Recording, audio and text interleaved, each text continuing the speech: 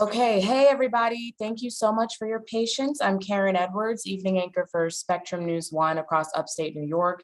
I'm very honored to be the moderator tonight.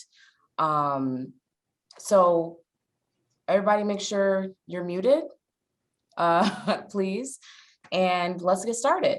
I'm going to start now by sharing some important dates. August 19th is the remaining presidential election forum. Polls are open now. They close 5 p.m. Eastern time on Friday, August 20th. And if you have not gotten an email inviting you to vote, make sure you check your spam folder and make sure your membership was up to date by July 1st. So here's how tonight's forum is going to work. Each of the 6 unopposed candidates are going to have a minute each to give a statement. And then we're going to be moving on to our presidential candidates. Each presidential candidate will get 2 minutes for an opening statement. There will be 2 minutes to answer questions. And you can put your questions, any questions you might have, in the chat. And then each candidate will have 1 minute to rebut and 1 minute each for closing statements.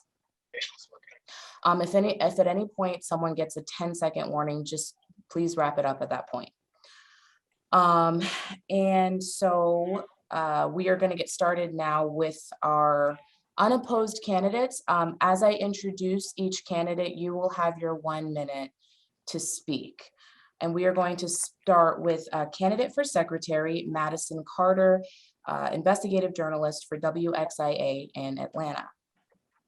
Yeah, good evening. Thank you so much for allowing us this minute to introduce myself. It's been so nice for those of you who have already gone to vote. Some of you had reached out to say hello. So I'd like to introduce myself face to face or Zoom to face to you all. Running for secretary, very simple platform, advocacy, accountability, action. I think the NABJ has done a great job growing our advocacy platform, really fighting for Black journalists. And I want to sit at the table for that. I really want to be up front. But in terms of how this impacts you, my role as secretary, and what you'll be able to see person to person, I really want to bring more accessibility and transparency to what's happening in these board meetings. Often members, you pay your dues and we go to our big Black family reunion each year and that's all we really know. But I want members to really have access to what's going on, as we meet each month, as we're working for you. So just, maybe using social media a bit more to put those minutes out, make it more accessible, throw you a link, things like that. I really want you all to know what the board is doing. I think I'm coming up on my 60 seconds. So that's just my quick spiel. Please reach out on Twitter. I'd love to hear from some. Now that is, hold on just 1 second. I don't know why. I'd love to hear from some of you as you've been voting, and I appreciate your vote. I'm so embarrassed to even ever show anybody my. I'll see you in August. Madison, thank you. Everyone else, please make sure you are muted. Thank you so much. Next, we're going to have candidate for Region 3 Director, Eva Coleman, Lifestyle and Culture Editor for iMessenger Media in Dallas. Good evening, and thank you so much for the opportunity. I'm Eva Coleman. I'm running for NABJ Region 3 Director, or as I'd like for us to be known as, 3 the Hard Way. Now, 3 the Hard Way is a Blaxploitation film from the 70s in which 3 bad brothers came together to stop the plan of people of the other persuasion from putting toxins in the water supply to eradicate our people. It's my mission to ensure that our voices and our stories are not eradicated. I feel that we must go hard to uphold the mission that our founders of NABJ founded our organization on so many years ago. It's my mission to ensure that there is inclusivity, equality, and preparedness among our members throughout the entire region and the entire NABJ. Again, I'm running for NABJ Region 3 Director, and although I'm running unopposed, I would still love your vote, because your vote lets me know that you're confident in me leading us in this effort. Thank you so much for your time, and I look forward to seeing you soon. Thank you, Eva. Next, we have candidate for student representative, Tamia Folks, student at the University of Wisconsin-Madison.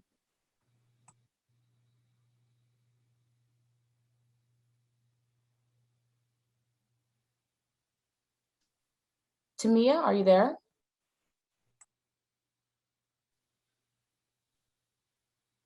Okay, we're going to move on now to candidate for Region 1 Director, Brie Jackson, national correspondent for Hearst Television in Washington, D.C. Karen, thank you. And thank you all for joining. My name is Brie Jackson. I'm running for Region 1 Director. Some of the goals that I have for Region 1 Director, my main platform is to empower Black journalists. Some of the things I'd like to do is to continue to support student journalists, but also have a focus on helping those seasoned journalists advance their careers. Some of the things I'd like to focus on is having development programs that will help enhance training opportunities for journalists, and in particular, for women and women in leadership positions. We've seen a lot of women go into leadership roles over the past year, and I think it's important to make sure they have a support system. Some of the programs I'd like to make sure that we have or focus on having is, throughout the pandemic, we've been using a lot of online resources, a lot of Zoom sessions. I'd like to continue those sessions, but also making sure that we have training and development programs to continue to help our journalists hone their skills. And then also just if there's other resources that journalists need to make sure that they are mentally, physically fit to do their job. So I'm running for Region 1 Director, and I appreciate your support. Brie, thank you. Next, we will hear from candidate for Vice President / Broadcast, Ken Lemon, reporter for WSOC in Charlotte, North Carolina. First of all, thank you guys for listening to me tonight. I am running unopposed, but I want to earn your vote. That's why I'm here. That's why I'm talking to you. A little bit about me, for those who don't know, reporter at WSOC TV in Charlotte. I've been fortunate to work with an award-winning team and win some awards with them. At NABJ, I am a two-term president of the Charlotte Area Association of Black Journalists, also founding member of the reestablished organization here. I served as your Region 3 Deputy Director for 4 years, Region 3 Director before ascending to this position. And throughout that process, also working on a few other groups, as well as Black Male Media Project and your Hurricane Relief Fund and your COVID Relief Fund. I'm doing this because I have a passion for this. I love working. I love working with people. I love working with great teams. And I love making a difference in the lives of our journalists who sincerely need it. I love advocacy and speaking for you. And I hope that you will continue to see fit to bring me back again for another 2 years as your VP of broadcast. I think I've run through about 40 seconds of that. I'm going to defer and leave some of that for the candidates for president so that you guys can get an earful there. But please go back, check your email, take a look at your election form, vote Ken Lemon, VP of broadcast. Thank you. Ken, thank you. And we will next have candidate for Vice President / Digital, Amir Vera, writer for CNN in Atlanta. What's going on, everybody? Thanks for having me tonight. I know I have 60 seconds, so I'll just make this quick. I'm running for VP of Digital, and just because I'm running unopposed, that doesn't mean I can't put myself out there in front of NABJ members. As she said, I'm a writer for CNN Digital. Prior to that, I was at Virginia's largest paper in Virginia called the Virginian Pilot. And then prior to that, I was at the Progress Index in Petersburg, Virginia. And I'm also a graduate of Virginia Commonwealth University. I've been working in the digital space my entire career, and I plan to bring that experience to the NABJ board. I'm the product of 2 pipelines through VCU and NABJ. So I want to bring that to NABJ through workshops, webinars, and networking events with the movers and shakers in the digital space. In short, I want to advocate for our digital members so they understand that NABJ takes diversity seriously in the digital space. Thank you. Thank you all so much. We are now going to move into introductions for our presidential candidates. And our candidates are incumbent President Dorothy Tucker, reporter for CBS Chicago, and challenger Manuel Smith, managing editor for CBS Philly, KYW-TV. Each candidate has 2 minutes for an opening statement, and let's start with Dorothy, please.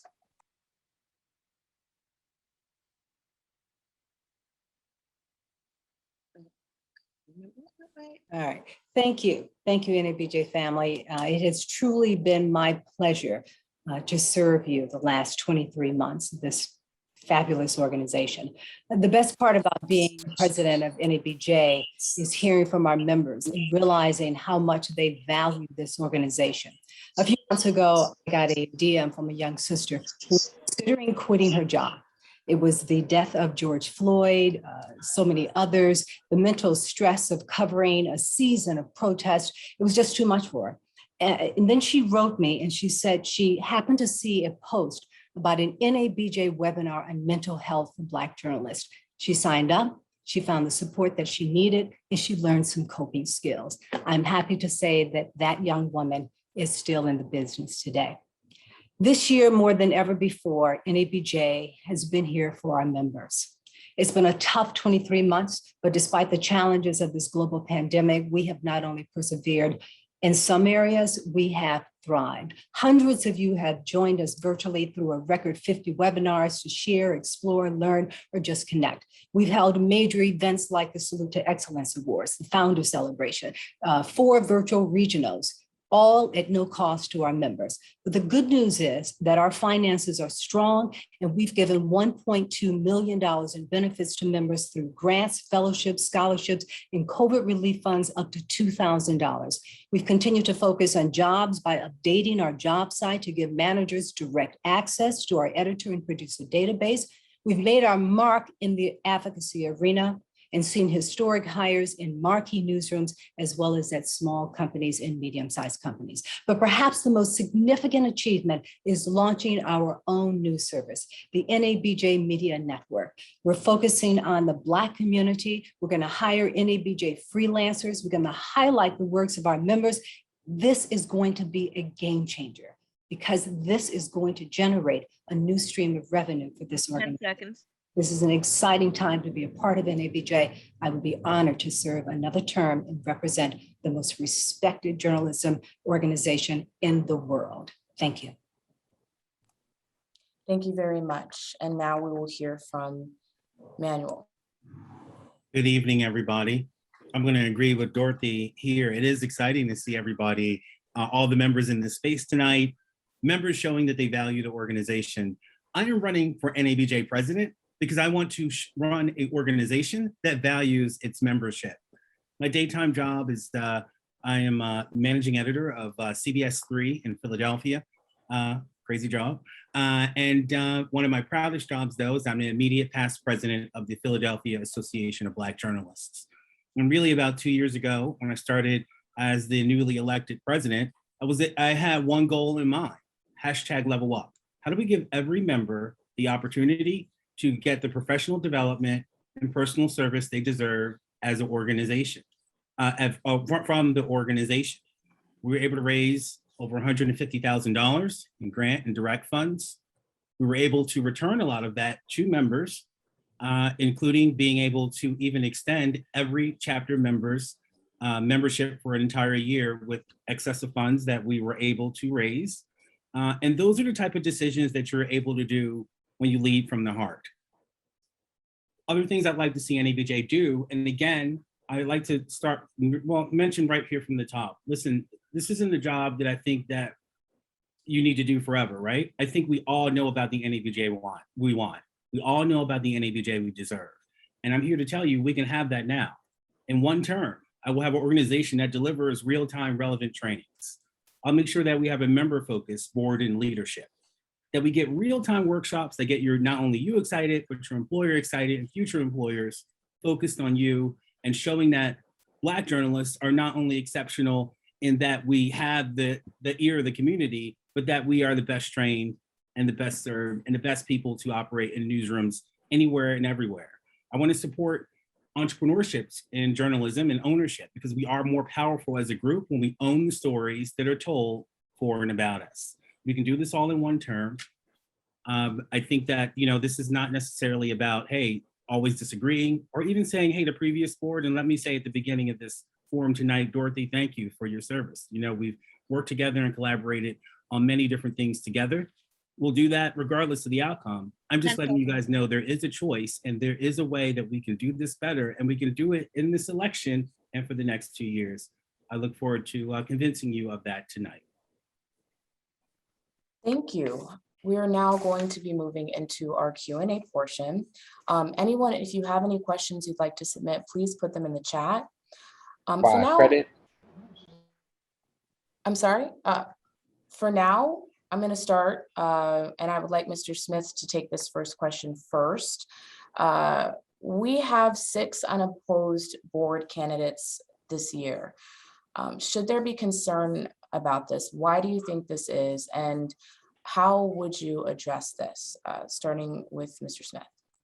If you don't have people, I think that speaks to the level of engagement around the organization in general. There are plenty of us who love NABJ, but do members feel like their ideas are being listened to?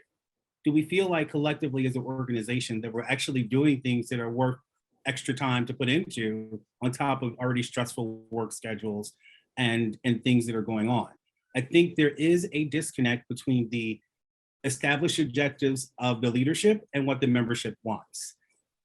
Listen, in 2 years, if you ask the current PABJ membership and PABJ board, we've gone, I knew how to go from a membership of about 40 people to about 200 people actively on the rolls. That's because we started task force that were immediately focused on what members were asking for. We were able to find new voices in leadership and also elevate older voices who had been around us for a while into new opportunities where they can feel re-engaged and reinvigorated within the organization. I think that's something we really need to focus on at NABJ. Again, this isn't necessarily always about what more members can do for NABJ. They do that by paying $100 per year to be part of this organization. What we need to focus on is making sure that they feel excited, engaged, and that they're getting all the value for the dollar that they deserve. Ms. Tucker? Yes, I honestly think that we can ignore the fact that we have just come through some unprecedented times. I think if you look in the past prior to this, many of our positions, there were opponents. We had people who wanted to run, but I think we have to accept the fact that the global pandemic took a lot out of us. So many of us were in the newsrooms just trying to figure out how to do our jobs. We were dealing with a year that has just been unlike any other, between the protests and the furloughs and the pay cuts and the chaos. It was one thing after another. And I just accept the fact that there were times that our members were just overwhelmed.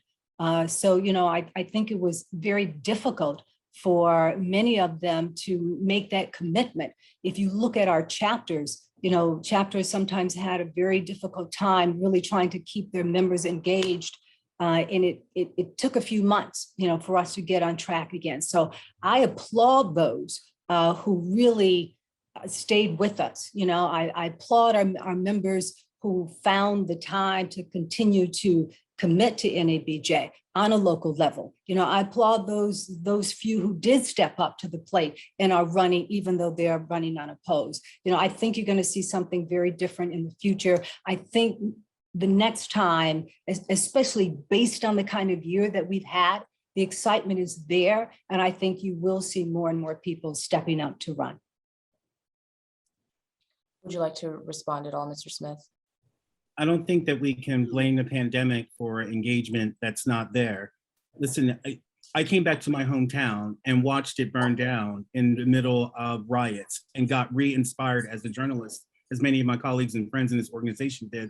I see people like Cindy George who left the business and have come back because of that passion. NABJ needs to meet that passion of these involved journalists with programming and opportunities that make sense for them right now in 2021, instead of executing plans from previous that a board just makes up. We are here to serve members almost all the time. And I'm as a leader of an organization, I've done that before. And I know I could do that again as a president. Listen, I think some of this is simple, right? Every day I go in to lead a newsroom. I think we have like 15, 20 reporters. We put them out on the street. We know how to agree on an agenda of stories. We go out and cover the community to deliver exactly what they want and kind of calibrate that every day. I don't understand why it's so difficult for us to do that as NABJ leaders and deliver that for our members. One last chance to respond on this one, Ms. Tucker. Yeah, I think anybody who thinks that our members have not been engaged this year in NABJ are missing something. I mean, if you even go back to the convention, We had 3,600 people, almost 3,700 sign up for our virtual. If you look at our regionals, we literally had hundreds that signed up for the regional. Our founders event that we did, our Salute to Excellence, our members have been engaged. One of the things that we did when the pandemic started was to do more webinars that focused on training, that focused on mental health, that focused on how to negotiate your salary. We had a record number of webinars, and members in the hundreds signed up for each one of those webinars. That shows that they were hungry for that information. That shows that they really wanted to stay connected and that they were engaged. I mean, this organization over the last year, we have proposed a number of different projects. You mentioned entrepreneur. We have the Entrepreneur Network project that is going on. That is a project where we have had people apply for only 10 slots. What does that tell you? That people are interested. If you look at our fellowships and our grants, people are applying because they want to be a part of it. So, I beg to differ. I think that, we've seen a lot of engagement. We've seen a lot of excitement. Got to wrap up here on this one. I'm sorry. So it's yeah. We are going to move on now to a question from Bob Reed. What is the greatest challenge facing NABJ in the next 2 to 5 years? And how do you plan to position the organization to meet that challenge? I'd like you to start, Ms. Tucker, please. I think the greatest challenge continues to be advocacy for us. We had a number of companies come out and make that promise to increase diversity, to focus on inclusion. And, there were a lot of promises made, and I think it's important for us to make sure that those promises are kept. I think we have to continue to expand the advocacy that we're doing. If you look at what we've done the last year or so, this organization has been indirectly or directly responsible for some of the biggest hires that you see, for some of the biggest promotions that you see. In your newsrooms, we've made a difference with the conversations that we've had. So going forward, this is something that has to continue. What we really need to look at now is the systemic racism. Those issues that have led to pay inequity, that have led to the disparities. That's something that's going to continue, and that's something that we must continue to focus on because it is going to be a problem. And until we get to the point that we have many more African Americans in top positions in the newsroom, until we raise our numbers in the newsroom, until we are in more power positions, that to me is the number one priority, the number one mission of this organization, is to make sure that we continue on a very strong advocacy track. Mr. Smith? The greatest threat to NABJ is not staying in step with the times. Listen, this organization has been like a home for me, right? But sometimes you got to rearrange the inside to make it more modern for the current times. Listen, there was an announcement yesterday that NBC is adding 200 jobs, not in broadcasting, but on their straight streaming platform, NBC News Now. CNN is recruiting primarily for roles on the CNN Plus streaming service. We've seen this across network to network. How many people in this room who are some of the greatest storytellers that I know are prepared for opportunities in this new space?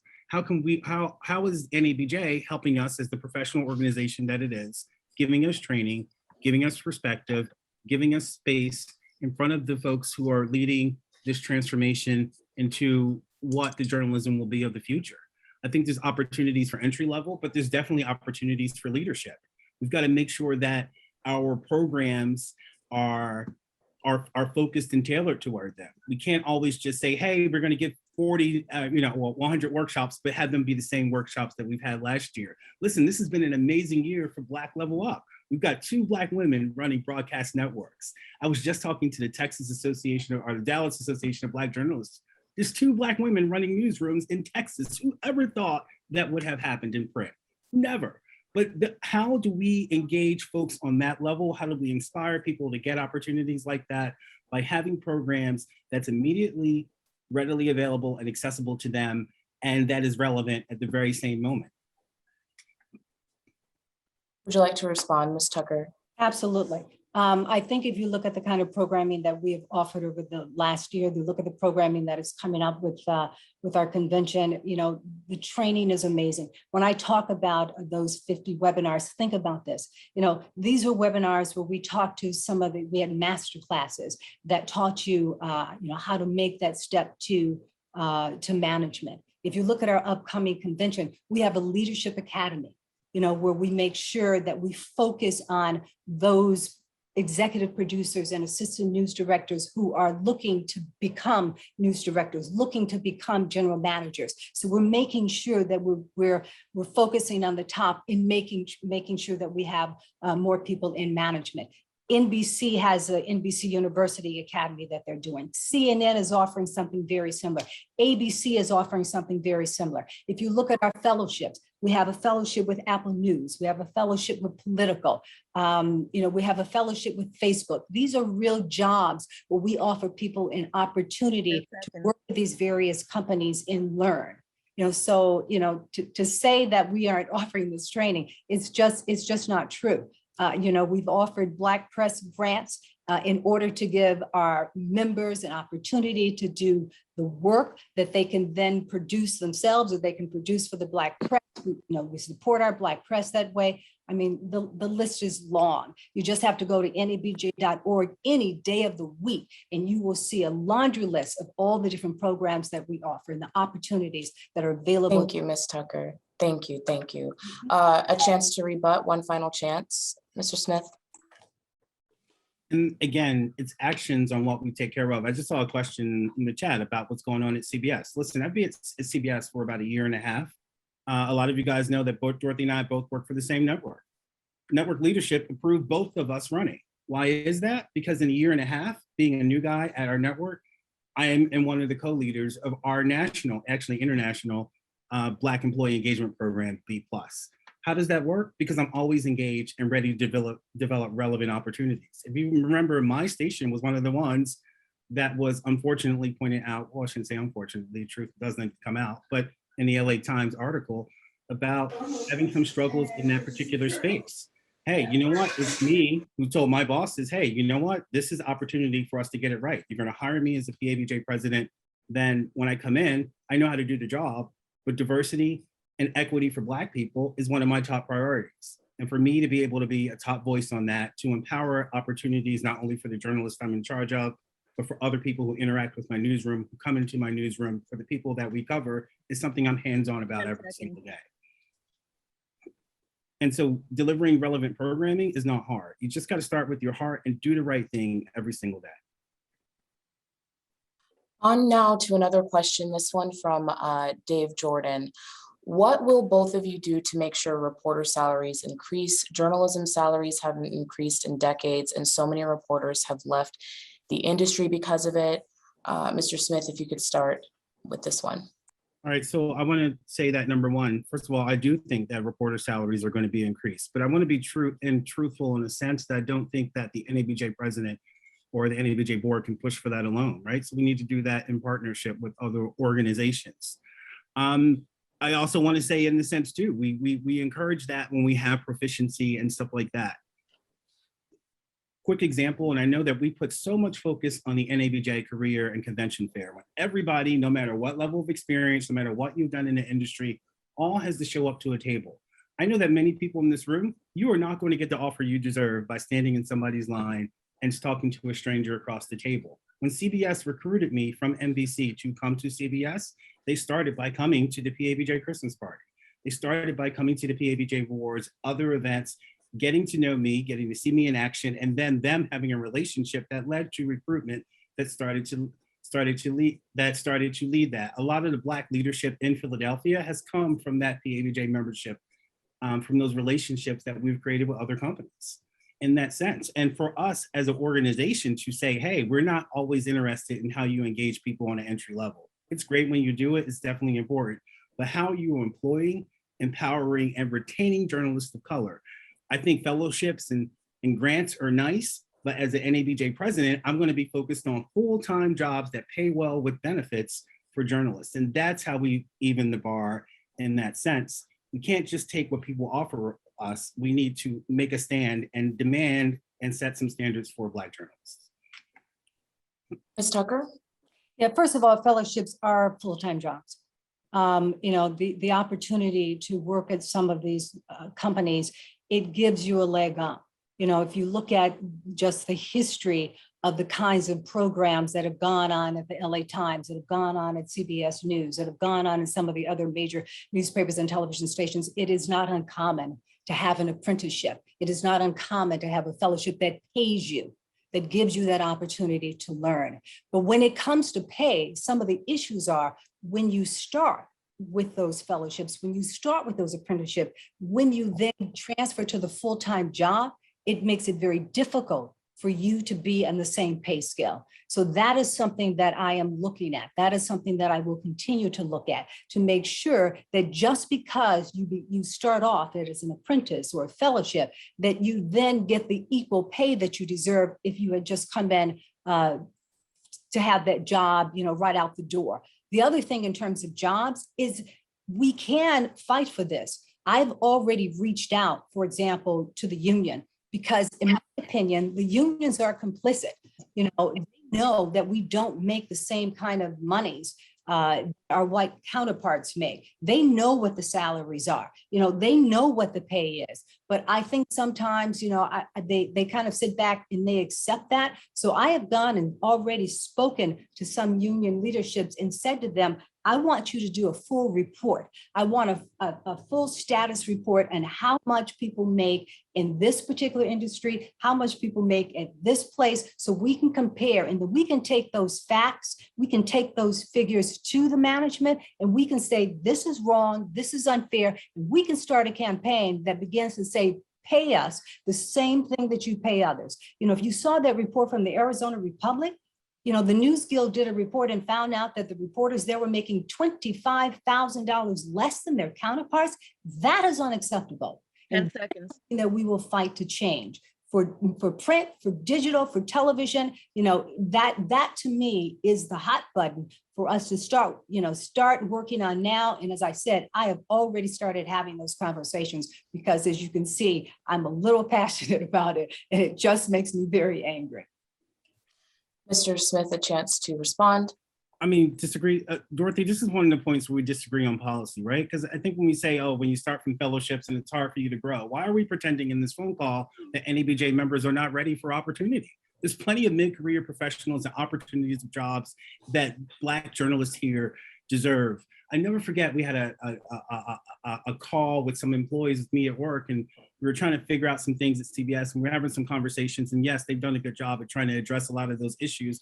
But I'll never forget a guy was saying, hey, I've been here 30 years. What about the opportunities that I never had to get promoted because I'm sitting in the shell and people would not give me opportunities to advance?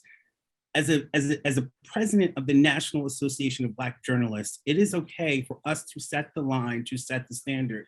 If you guys want to look me up, if you guys noticed, we had the Lenfest Foundation, which owns the Philadelphia Inquirer, gave PABJ its greatest grant in almost of $75,000.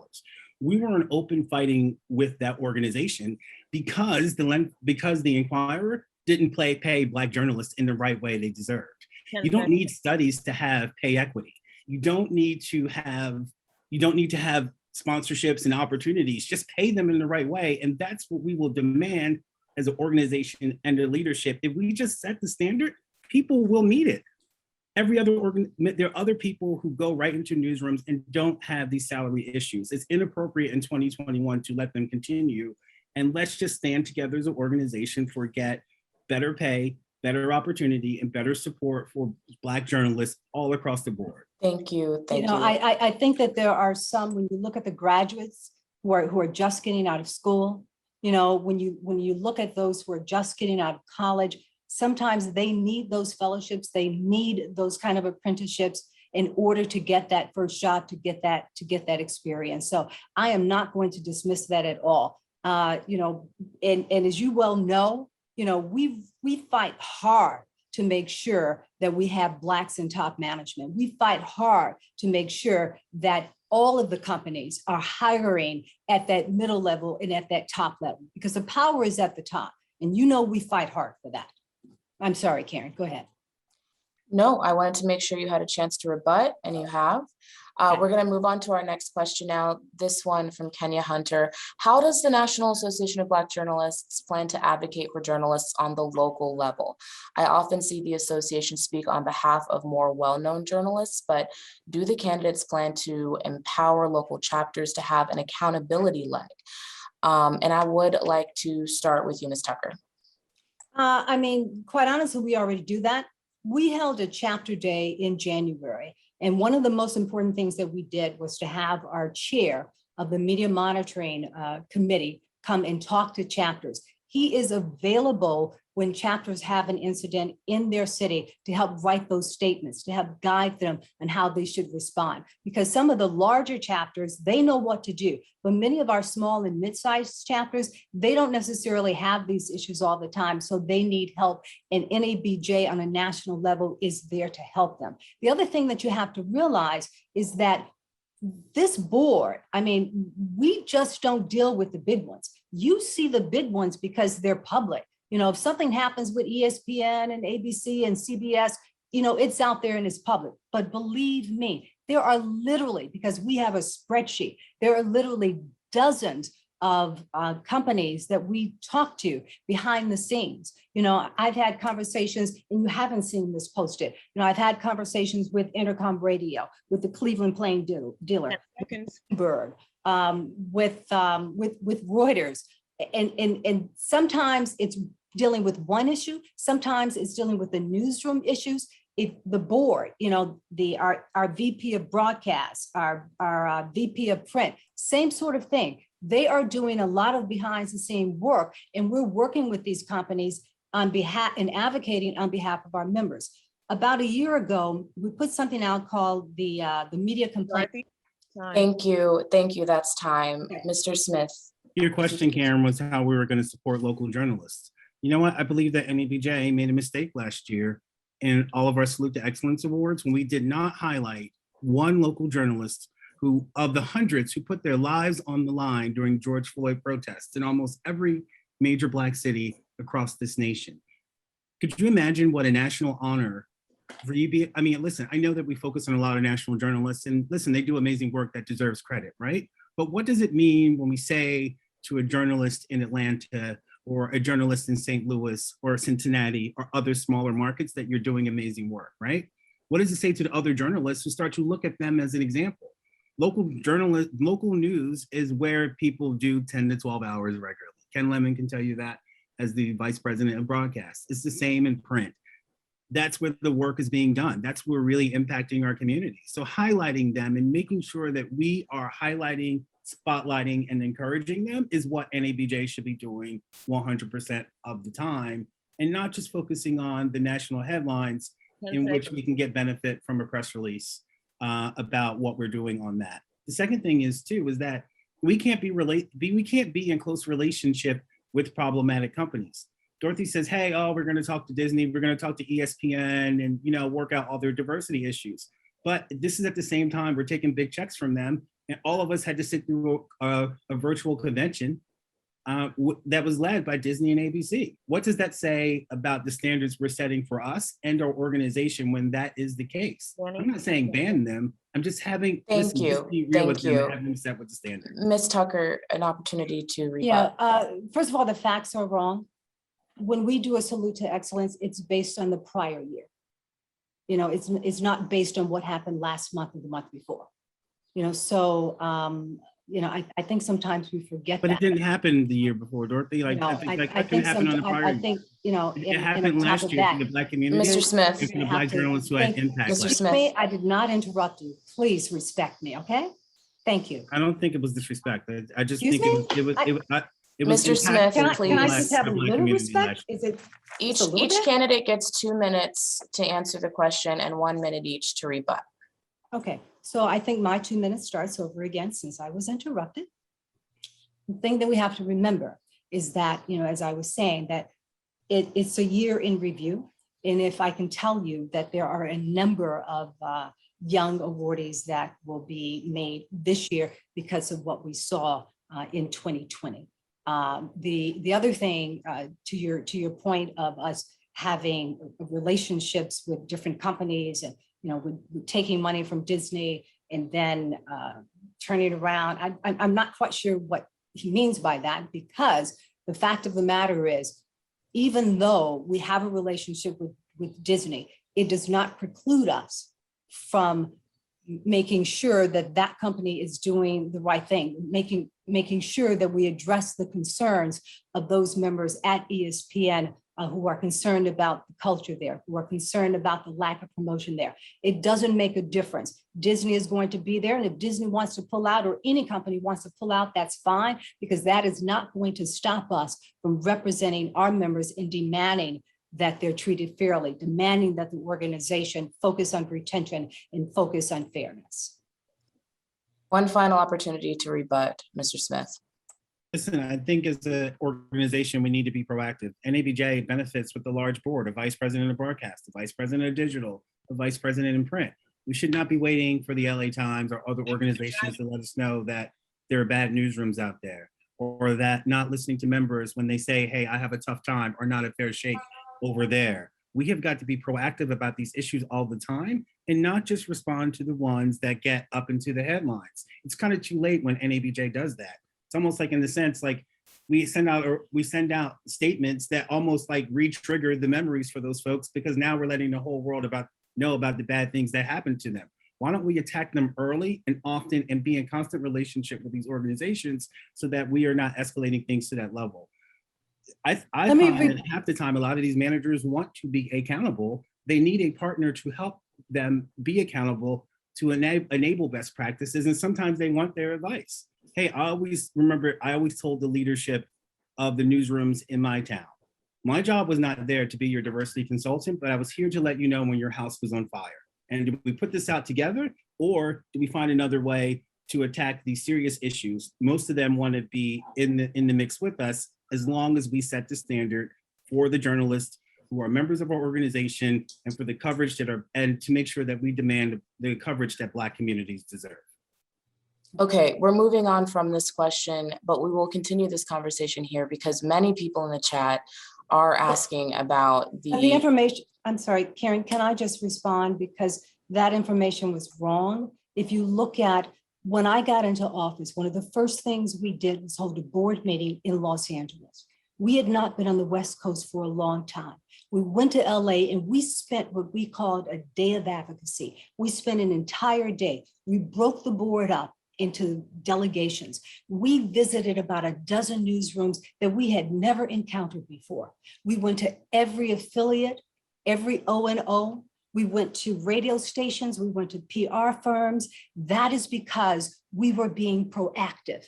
Had there not been a global pandemic, you would have seen that time and time again. We did the same thing that following January when we went to Birmingham. We did the same thing in terms of going to 4 or 5 different companies that you don't hear about, companies that are not in the news, but media companies that we wanted to reach out to because it was important. I just want our members to understand that we are proactive and we are also reactive when we have to be. Okay, we're moving on, but many people are asking about the racism or sexism that a lot of Black journalists face day to day. How will you address that issue in our newsrooms going forward? And we will start now with Mr. Smith on that one.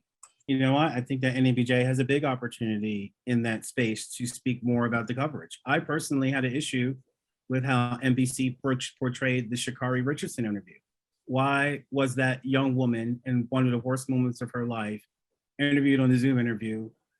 I think in other case, had it been another race, maybe there would have been someone flown out there. She definitely needed a hug and a hand to hold. That is something that NABJ needs to call out, right? I'm not necessarily interested in only having fights about who has a job and who doesn't and stuff like that. Those things are important, but we need to be a voice for our communities. We need to be a voice in standards of coverage. Listen, past NABJ boards, and I'll give Dorothy credit. In the past, with NABJ, keeping the AP accountable on capitalizing the word "be" in Black. Those fights are important. It shows journalists what we're about. It shows our community that we're also there for them. And it shows news organizations and news managers that these people mean business. I think right now, NABJ, I think leadership looks at NABJ, or industry leadership looks at those guys and like, oh, looks at us in a way to say, let's not let anything bad happen because they'll come yell at us before. But not as an accountability partner where we can engage with them on day one. Let me tell you, I am a hands-on manager almost all the time, just from relationship in the business. If something goes wrong at a network for me as NABJ president, and I've done it as PABJ president, I do it as a local leader in my newsroom now. If something happens, I'm going to promise you, it's not going to be me having to send a letter to somebody's secretary, having to wait for them to have a meeting, to have a discussion about diversity. Now, if you want to be in a relationship with NABJ, we're going to be on a text, phone call, pick it up. Let's sort this out right now. What is the next step? Because our community can't wait. My members can't wait. These are issues that have been going on for far too long, and we want them to stop. This is the type of energy that we need, not only from the president, but from the leadership and from the executive office. A chance to answer as well, Ms. Tucker. Yeah, I think it's important for us to do it all. And that's what this board has done. When we hear from members, when they personally talk about problems that they're having, that they're facing with sexism or racism or microaggressions, then we are there to support them. We are there to be in the room with them, to make those phone calls on their behalf if they so need it. I think if you also look at when our members come to us and there are issues in that community about coverage, then we also are the very ones to just make sure that they're addressed. I can give you one example. In Flint, Michigan, there was a newspaper article, and there were two or three people who were running for the same position, Black men. And every time they would talk about the Black men, they would run their photos from 20 years back when they were in jail, even though today they were running as representatives for whatever. That was a case when we came in and we helped the local organization come up with a statement and approach the newspaper there and talk about the coverage and how unfair it was. And that newspaper eventually apologized to those men and stopped doing that. I can name other cases in Kenosha and in Kansas. There's a number of things that we do that, unfortunately, when you're not on the board or when you're not privy to them, you don't know, or if you don't, when you don't, keep in contact with people on the board. But this board really works hard, and I think it's important for us to just make sure that we continue to look at the coverage. Like you mentioned, or he mentioned the Be in Black. The Black Male Project went out of its way to put a statement out to make sure that when there is coverage of Black men, that they don't bring up all of their history. That is unfair. So we've looked at that kind of coverage, and we 10 seconds to the world to stop doing that. A chance to respond, Mr. Smith. This isn't really necessarily about criticizing what people have done in the past. I think people give the best type of leadership they can in the situations that call for it. But one good example that Dorothy put out is a Black male media project. I'm a Black male. I love that project every year. But is it tone deaf in 2021 to be doing only a Black male media project and not addressing women? Maybe there are other media projects and that the organization needs to host and be a focus on. Listen, one thing I learned, especially in my job as a managing editor, and I was telling some of the panelists as we first came on, today was one of those days where it was like really, really tough. We had a couple of exclusive stories. The president was in town. It was stressful for today. I think I delivered the best for our viewers, but you know what? The ratings will show that. And you know what? It's not to say, oh, I gave you this on Tuesday. We constantly have to recalibrate for what the community and what the viewers and what the people who are engaged in our newscasts want. And so I think I have learned to train my ear to listen to exactly what people say they need at that moment. And that is the job of leaders anywhere. That's how you inspire. That's how you empower. Not necessarily telling people, hey, this is the way we've done it before. This is what I've done with you. This is what I've done for you before. I'll give you a question. I know that this board has made a big deal of having LGBTQ sensitivity training or training on sensitivity on talking to women. I never needed those as a PABJ president because my my organization was inclusive. We knew what the standards were. We knew how people wanted to be treated. So I think in that sense, we can't only respond or say, hey, we're going to respond to one particular issue and that's enough for members. There's never enough that we can do for them. And we have to remember to start replying to those needs in real time. A chance to respond, Ms. Tucker? Yes, there is, of course, the Black male media, but I think what you, perhaps you didn't see it or perhaps you don't know, but we had an NABJ sports conference just for women. It was a fabulous event. And it really gave the opportunity for women in sports and across our organization an opportunity to just focus on those issues that are particular to women. There were 800 women who signed up for that conference. That was all about women. We also then shortly after established what we call hashtag NABJ Women. That is a committee that, again, focuses on those issues that are particular just to women. You know, we had a webinar, we had a couple hundred women show up. So, you know, we do answer the needs. I believe in responding to the concerns and the needs of our members, so that when members came to me and said that they had concerns with LGBTQ about this organization, I thought it was important that we do have training. That's not to say everybody has an issue, but it was important to me that we have a training for the board and that we made that video available to every chapter so that we can just make sure that all of our members understand that NABJ will be a safe space for everybody. When there were concerns, when members came to me and they raised concerns about sexual harassment, we did the exact same thing to focus on a training. And we had that training for our board, and you will see training, sexual harassment training also for all of our chapters. We cannot turn a blind eye to these things. We cannot say that just because one person thinks it's not needed that we don't talk about. If there is one person that has a concern, then in my opinion, it is important that we address that concern, because there just may be other people out there that have the same concerns, and everyone should be listened to. Okay, we're moving on. This is another question several people have asked. So basically, what are your ideas for attracting more young people to NABJ, bridging the gap between veterans and new journalists, opportunities for jobs, professional development, et cetera?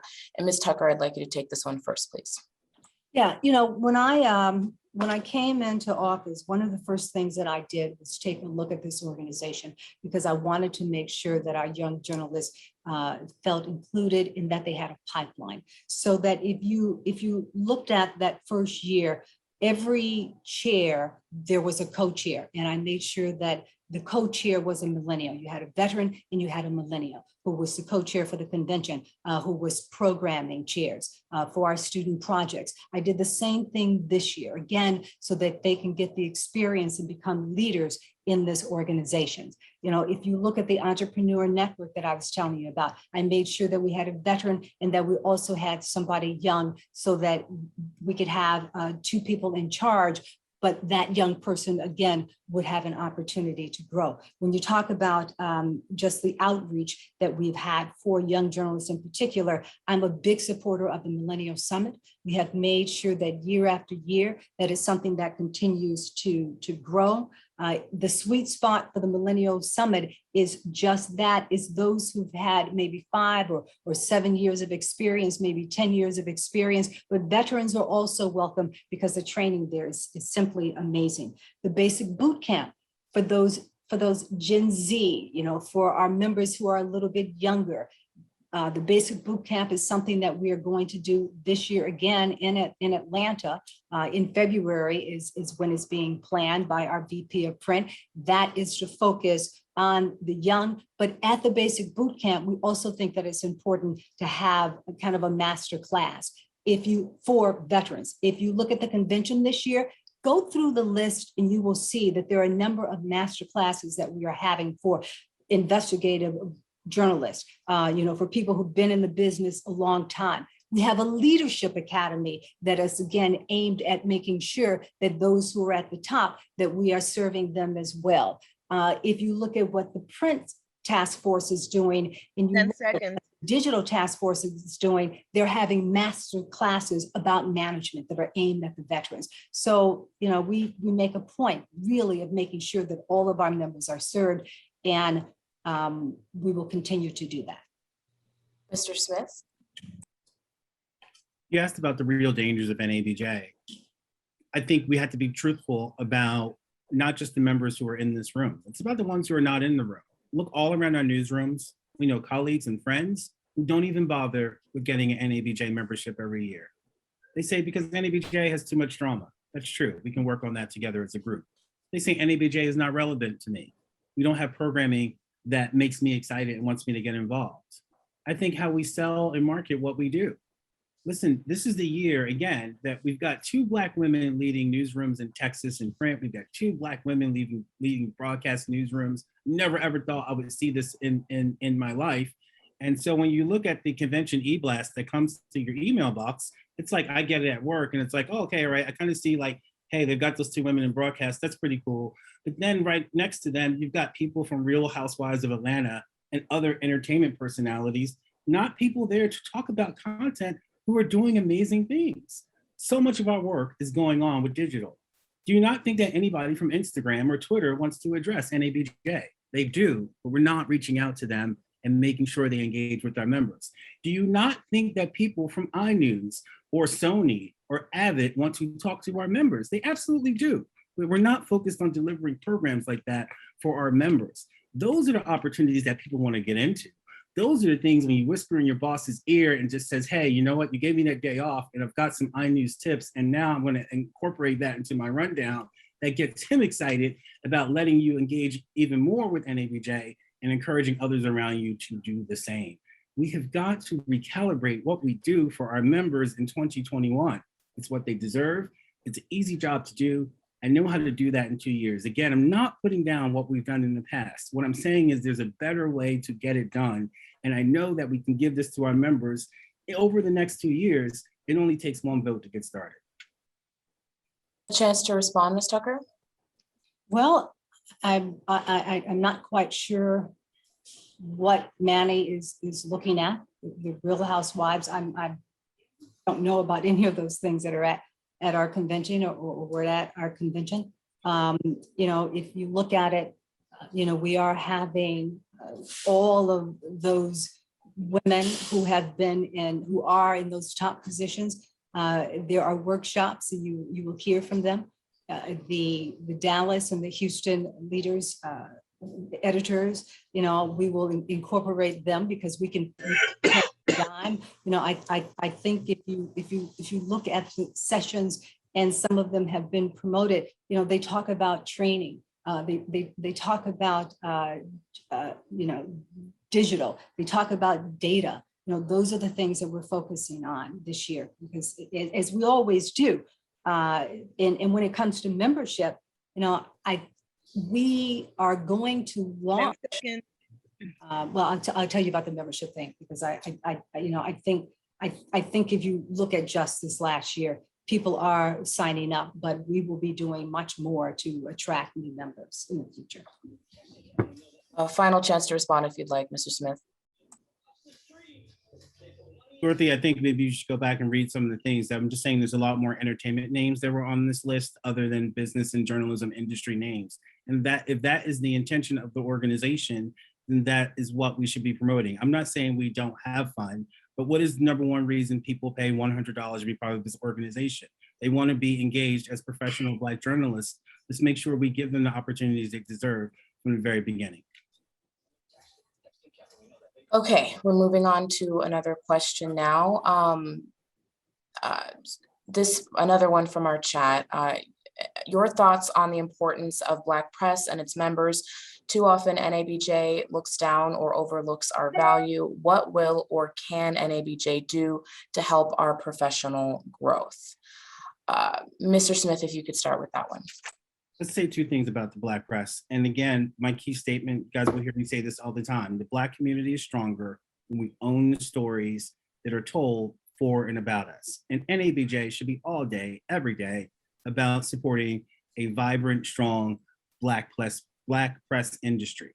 But let's talk about too, how we as NABJ we need to be more proactive in holding the Black press accountable and how they treat Black journalists. In my own city, there was a Black newspaper making people come to work in the pandemic with not giving them any remote opportunities, not providing them with PPE, and making them go out in the field as if it was business as usual. Who else spoke up for them? PABJ. And that's what we should be doing as NABJ. There are reasons that many of us don't want to work in Black press because of the working conditions. I want to make sure that changes. Listen, I'll be absolutely honest. Why are many of us on this call working at organizations that are not Black? Are not Black because we don't see opportunities that are prepared and ready, or industry that's ready to take us on at the salaries we deserve and to give us the opportunities to work we want to be able to do on our behalf. There are people, experienced people in the Black press that we can work with to make sure that they can meet those opportunities head on, especially in 2021. But it's more of a multifaceted thing. It's not just advocating for Black press and their opportunities. We give them that, but make sure that we are holding them accountable to make sure that they're treating Black journalists correctly when they get there. Ms. Tucker? No, I think it's imperative that we support the Black press, which is why at NABJ, when we were able to secure a donation of $200,000, it went to the Black press. We gave out anywhere from $3,000 to $10,000 to members of the Black press. I think we gave out about 60 some odd different grants, and that was to help them, those who were publishers, they could use it as they pleased. Those who just wanted to write that story that they've been wanting to write, to cover that assignment that they had been wanting to do, they were given the funds to be able to do that. I am a lover of the Black press, even though I don't work for the Black press now full time. I mean, at one time I did work for WVON radio for about 10 or 12 years. And I can tell you, that connection between the Black press and the community, it's strong, it is important. Recently on my Twitter page, someone said, did you know that sometimes it's difficult for the Black press to be verified, to have their accounts verified? And to me, that should not be the case. So I agreed to take on that fight and lead that battle with them. And so we are now working with Twitter to make sure, I apologize. Questions, why is it that some small newspapers that are white get verified, but the Black press doesn't get verified? It's wrong. And I'm going to take on that battle too, because I think it's important to support the Black press across the board, all ways. Chance for rebut, Mr. Smith? Listen, access for Black press is serious, right? What did I do to attack that problem as PABJ president? We were in the middle of a mayoral race. A lot of those Black candidates, a lot of the candidates would not make time for the Black press. So I made them come to PABJ. We had every candidate come and give a debrief to our chapter, questions about the Black community that they had to answer to Black journalists on the record. We hosted an on the record forum that was broadcast not only on television, simulcast on radio and the web, Black press, answering, and an entire debate organized by the Association of Black Journalists focused on issues relevant to the Black community. This is the work that we can do to encourage accountability and to enforce accountability for Black press and Black opportunities. It's not easy. Imagine replicating that same type of work when it comes to presidential elections, when it comes to big leaders. Listen, almost every other PABJ meeting, it's a regular tradition now. They come talk to the PABJ. We get the city council president to talk to us. We get the police chief to come to us. We get our Congress people stopping by, coming to answer serious questions on the record. And that's because I know that this is their main opportunity to talk to the Black community. And it's a good opportunity for Black journalists to have exclusive access that other journalists don't have. A chance to respond, one final chance to respond on this question, Ms. Tucker. Yeah, I just want to point out an example in Chicago. There is a young woman who has a newspaper called The Tribe. And, my commitment to the Black press is really doing any and everything I can to help any of them. With her, she needed some help in terms of editing some of the papers. And what I've done is connect her with one of our founders, who spent his entire life editing. And that relationship is something that I think is, will flourish. I think it's important for us to find more relationships like that, as opposed to criticizing the Black press. I think we need to find out, how do we help them? We actually invited her to our board meeting in Chicago so we could hear from her and ask her those questions. How can NABJ better help you? She gave us some great answers, and we are now working on those things. One of them is to be able to match those young editors, those young entrepreneurs with some veterans, and they can just help them improve their business. So, it's important that we do whatever we can, and we are doing that. One last question now. Last year, there was a lot of conversation about how we cover race. And so what there was a lot of conversations about how we cover race. And also this led to organizations creating new positions to focus on race and to focus on trying to improve the way we are seen. What are your thoughts on whether this has actually happened and how we should proceed? Oh, I'd like to start with Ms. Tucker, please. The jury is still out for me, quite honestly. I remember seeing so many of our newspapers and television stations starting a unit that focused on race. My concern was, were they really putting the money behind it? Did they give that unit the resources? I was concerned that it could be a situation where it was just all in name, and that when it came to really giving reporters the time and the resources and assigning photographers to making sure that those stories happen and that those stories are good, I'm still looking. I'm still waiting to hear back from some of our members and still talking to them because I'm not convinced that the support is there for the commitment. That is not to say that in some cases, especially at the network level, you've seen some fabulous work. But in the smaller markets, at the smaller stations, at the smaller newspaper, my other concern was that a story that let's say somebody would pitch and they would think, let's do this story today. They would go, no, we've already got a race story for today. I began to hear some concerns about that. So, the jury is still out. I'm still looking at those kind of units. It's kind of like the idea sounds good. I just want to make sure the execution is what it should be, and that it really will make a difference and mean something in terms of better coverage for the Black community. And that's the most important thing, that you improve the coverage of the Black community, that you make sure that you are covering all of those stories that are pertinent to the Black community, that you have Black managers so you can have the right angles, so that you can have the right perspectives on those stories. So that's my perspective on the race. Mr. Smith, a chance to answer now.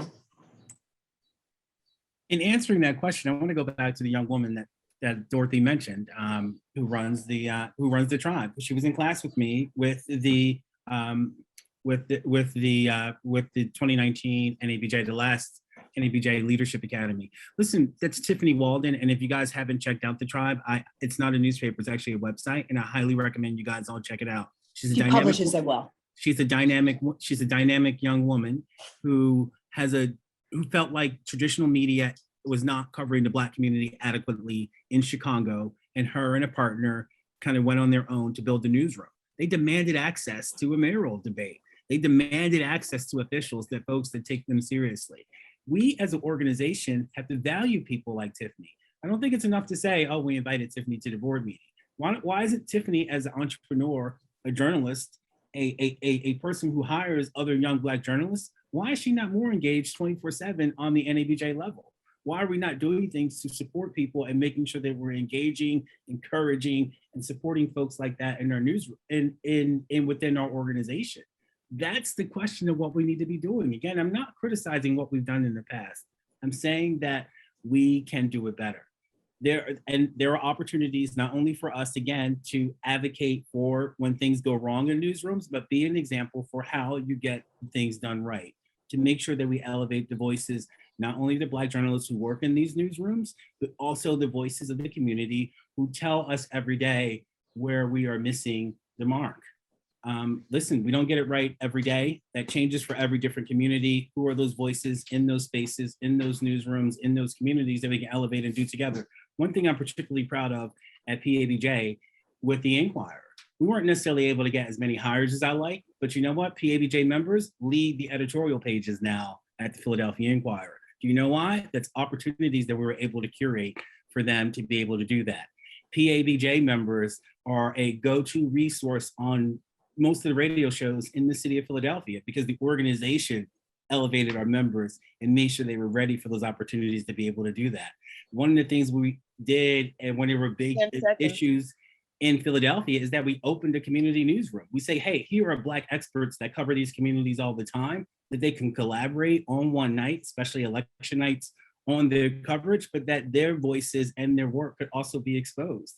There are ways to be able to do this work. I'm not criticizing what happened in the past. I'm just saying, as NABJ president, there are ways that we can do this better in all one term. It takes one vote to get started. If you would like to respond, yes. I would. I just want to correct a couple of things because Maddie, you have to remember that Tiffany is Chicago. She's from Chicago. She graduated from the same university I did, much further behind me, obviously. And Tiffany is engaged on the local level, you know, with our local organization. As a matter of fact, about a couple of years ago, I asked Tiffany to take part in the Black Press Task Force. So I've known Tiffany for a very long time and have engaged Tiffany. Tiffany, though, has trying to run this with she and her partner, it is a lot, you know, so that's one of the reasons that she and I reconnected again, because she needed some help and we're going to help her anyway. Help with the kitchen in a bit, but there's a NABJ webinar I want to see. Correct. That for you. Okay.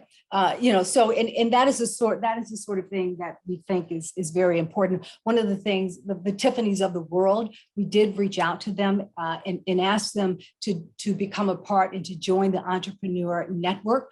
Again, you know, that is an opportunity for those members who have their side source, who have that their own digital sites. We partner with a group called Cafe Media, and Cafe Media will work with you and teach you how to increase your revenues, how to scale your business. You know, it is the sort of thing that the Tiffany of the world can benefit from. And I just want to make sure that all of our members know about that. If you're interested, the class is in September. You've probably missed this deadline, but this is something that we will do in the future. And we'll be announcing at the convention just what 10 or 12 of our members who will have the opportunity to work with this company and grow their business, because entrepreneurship is not just something that I've talked about. Thank you, Ms. Tucker. Thank you. Made sure is important and works. Thank you. One final chance to respond on this question, Mr. Smith. Just saying, I think in the sense that I think there are many younger journalists that would appreciate being engaged in a deeper level 100% of the time within organizations. I'm not looking to create one-off of examples or saying, hey, this is just one person we can work with.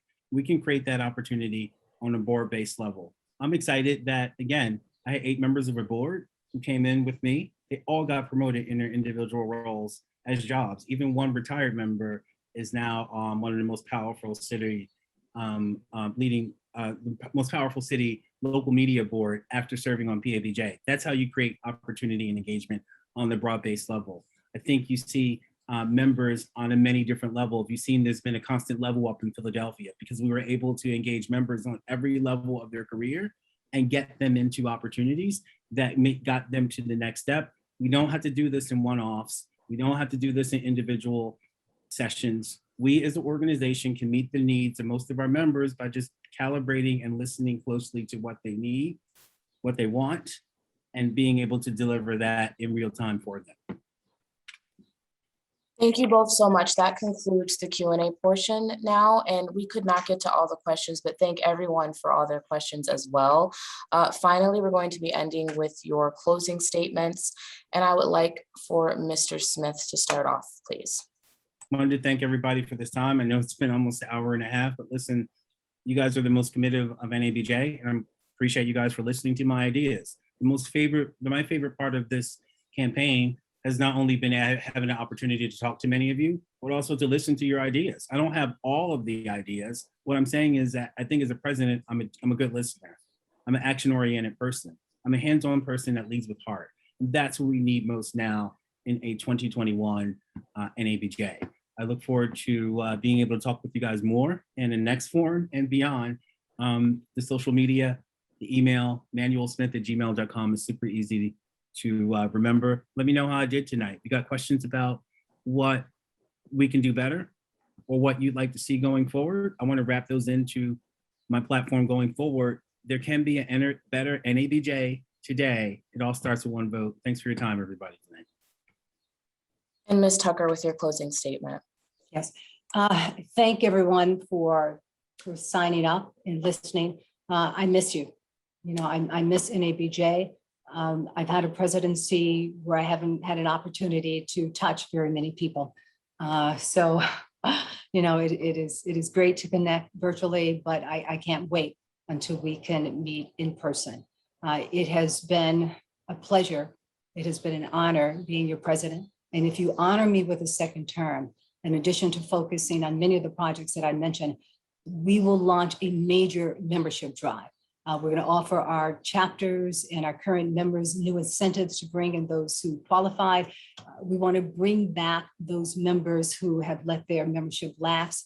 I want to expand our membership committee because I think it's important for us to analyze just and talk to our members about what they want to see more in terms of workshops, in terms of webinars, in terms of new projects.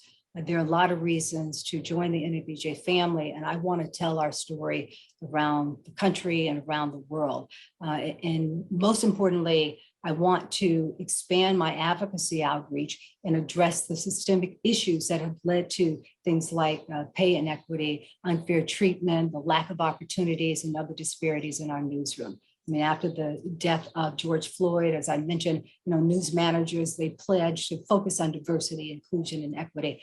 And I just want them to know, and I just want you to know that we've not forgotten that promise and we will not forget that promise. We have a lot to do. We can do it together. I would appreciate your support. I need your vote.